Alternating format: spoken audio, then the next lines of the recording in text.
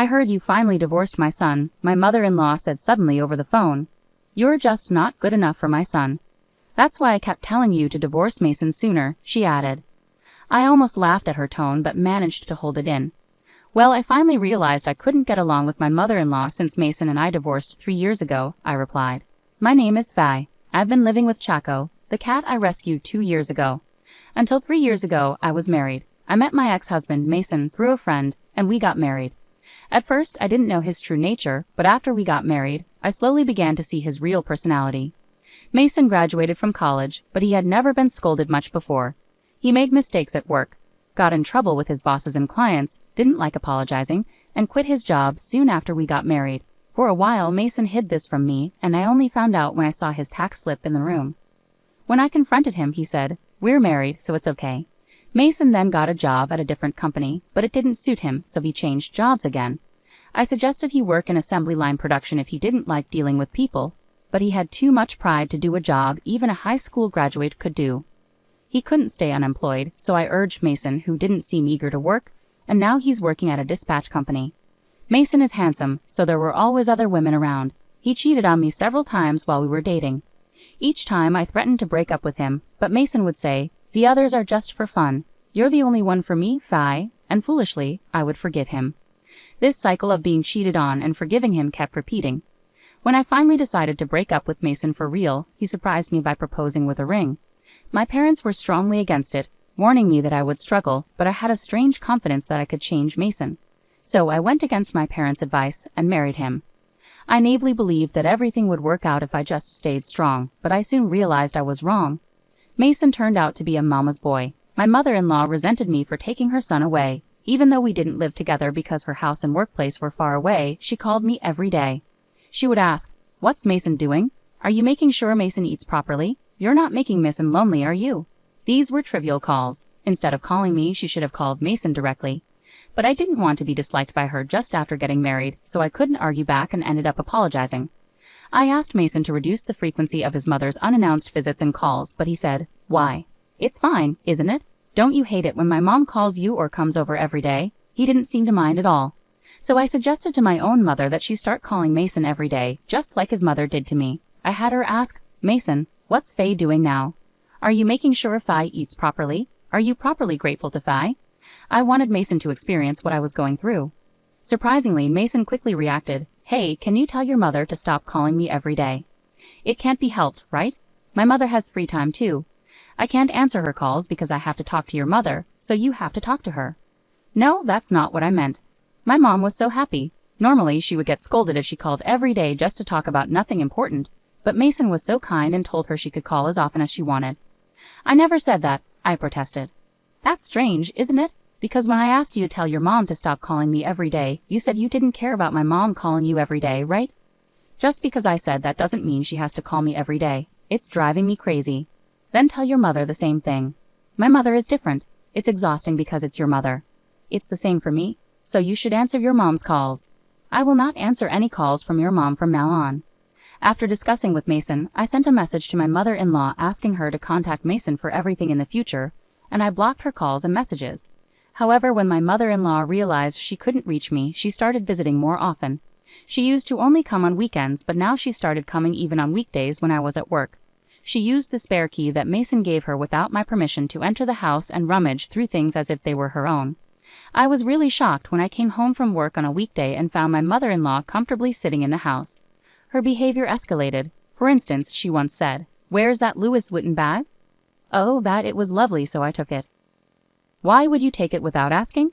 Isn't the wife's stuff the same as mine?" "Don't be so uptight, Faith."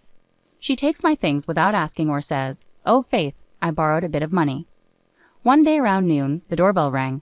I found it was the pizza delivery guy. My mother-in-law, who often drops by unexpectedly, had ordered the pizza without asking me and told me to pay for it. I had no choice but to pay and ended up with 2 pizzas. "There's nothing for you, Faith. If you want some, order your own." She made me foot the bill, and my mother-in-law and Mason enjoyed the pizza right in front of me. I was furious, so in front of them, I took the money my mother-in-law had taken from Mason's wallet and the pizza money, and I left. That night, I ate barbecue alone. Instead of going home, I stayed at a manga cafe and came back early the next day. When I returned, I was shocked to find food scattered all over from their meal. After that day, I barely spoke to Mason. He saw this as an opportunity to start cheating. At first, he'd secretly meet or message another woman. But when he realized I wasn't interested, he openly talked to her on the phone in front of me or made plans to go out with her. I started questioning if this guy even graduated college with his outrageous behavior. Then, to make matters worse, my mother-in-law got into my car without asking and caused an accident. Luckily, it was just my car involved, and no one else was hurt, but my car was totaled. My mother-in-law ended up in the hospital with a broken hip. It's Faith's fault for not driving Mom around. You're to blame. How are you going to fix this? Mason and my mother-in-law began blaming me for the accident, and I lost my patience. Fine, I'll take responsibility and report my car stolen. Every time she comes over, she takes my stuff and money. What are you saying? The police won't intervene in family matters.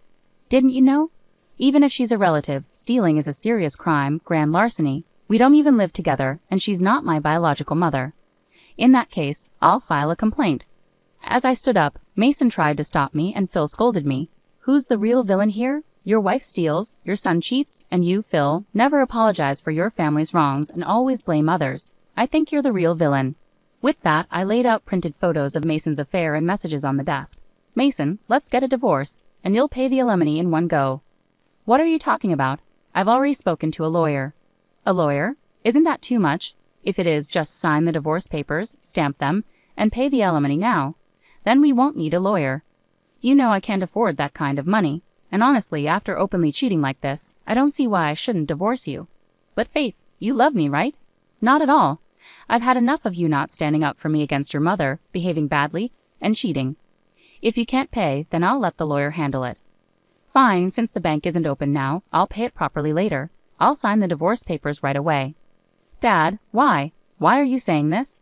Phil, visibly angry, yelled at Mason. Don't you get it? If you get sued, it'll ruin my career. And if the neighbors find out, it'll be embarrassing. I won't stand for it. Listen, I'll lend you the money this time, but you have to pay me back every month. If you can't, I'll make you sell your organs or work on a crab fishing boat, whatever it takes to repay me. Got it? Okay. Phil was very concerned about appearances. He pressured Mason to sign the divorce papers and even made him write a repayment memorandum for the loan he gave him. Despite leaving household matters to Mill, Phil excelled at work and held a high position, preferring amicable resolutions to avoid disadvantages. However, his focus on money led him to ensure Mason signed a repayment agreement for the loan. Since the apartment was in my name, I removed Mason's belongings, mostly clothes, manga books, and hobbies. I reclaimed the keys from Mason, including the spare he gave Mill for the mailbox. Phil assured me he'd retrieve it if they didn't return it. Later, Phil compensated me for damages, and the key was returned to the mailbox. Mason complained about not wanting a divorce and who would care for his injured mother, but I ignored him, blocking his calls and messages, cutting off contact. I moved out soon after and started anew. 3 years passed, and when I'd almost forgotten them, I got a call from an unknown number. It was my mother-in-law. Faith, long time no see. I'm glad your number hasn't changed. Why is she calling after all this time? I wondered, but she started talking before I could respond. You were such a terrible wife, weren't you? You never came to see me. When I was hurt and in the hospital, you never visited. After I left the hospital and you moved out on your own, I don't understand what you were thinking. Why should I?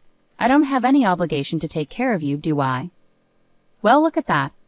I couldn't reach you at all when I called, and you never replied to my messages, so I got a new phone. I really wonder what Mason saw in you, huh? As my mother-in-law kept complaining, I asked her why she got a new phone and called me. So you finally divorced my son. You two were never right for each other. I've been telling you to divorce him as soon as possible. Excuse me, what are you talking about? Finally, I realized my mother-in-law's rambling didn't make sense. Mason and I divorced 3 years ago. I'd almost chuckled at the deflated tone of my mother-in-law's voice, but I held it back. We divorced 3 years ago after your accident with my car and when Mason was cheating. There were many reasons for the divorce. Huh? No way. Huh? I received my alimony in a lump sum from Phil on Mason's behalf, and I haven't contacted him since the divorce. Well, I've blocked all calls, but Mason. Then who called me? According to my mother-in-law, someone claiming to be Mason recently called, asking for money to settle the divorce, saying he had none and gave the money to a friend claiming to be Mason. I have no idea who that could be. So the guy who took the money claiming to be Mason's friend, was he definitely a scammer? I'm not sure how much was taken, but it sounds like my mother-in-law was scammed out of a shocking amount. But it's not my problem. Well then, as I tried to end the call, my mother-in-law caught my attention. Hey, don't you think I'm pitiful? I do feel sorry for her, but ultimately, it's not my issue. I'll make sure to be cautious and warn my parents. I see this as a lesson learned. Could you lend me some money? Why don't you ask your son? Mason changed his contact info. My husband doesn't know, and I have no idea where he is now. Please, I'm begging you. She was always shameless even when I was married, but I never expected this. I replied, I understand. Well, if you return all the money for the car and appliances that were damaged after you took them, plus the money you stole from my wallet, then I might consider it. I can't possibly repay all that. What are you saying? Asking for that from someone who's now a stranger to you shows a lack of common sense. I could demand it from you right now. Don't you have any compassion? Sorry, I have no compassion left for you. It's unbelievable. Breaking up with Mason and divorcing you was the right decision. I'm done, forget it. My mother-in-law keeps calling and hanging up on me. To avoid her pestering for money, I blocked her new contact details. It feels like a relief. I was surprised that Mason didn't tell Mill about our divorce 3 years ago, and also that she fell for the scam and took my money. Phil tends to talk a lot, so he probably told Mason not to tell his mother. Phil will be retiring soon, and he'll be furious if he finds out someone scammed a large sum of his retirement savings.